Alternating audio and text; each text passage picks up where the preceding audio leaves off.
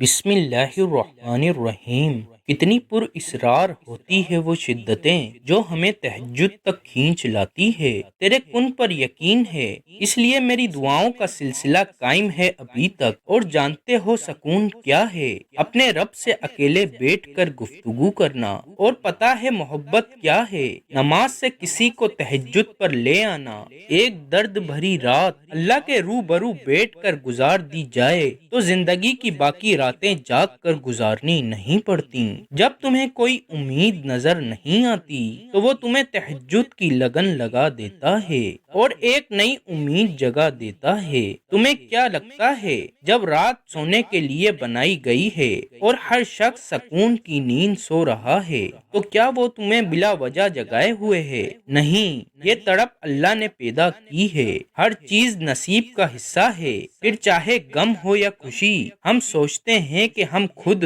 اللہ کی جانب جاتے ہیں، حالانکہ ہمیں تو اس کی جانب بلایا جاتا ہے۔ تہجد سے تقدیر بدل جاتی ہے۔ تم راتوں کو اٹھ کر اللہ سے مانگو تو صحیح۔ جو کہانی تہجد تک پہنچ جاتی ہے پھر وہ کبھی ادھوری نہیں رہتی۔ چاہت سے نصیب تک کا جو فاصلہ ہے وہ بس دعا کا ہے۔ جب تمہارے ذہن میں تہجد پڑھنے کا خیال بار بار آ رہا ہو تو سمجھ جاؤ کہ تمہاری دعاؤں کو قبولیت کا پروانہ مل چکا ہے۔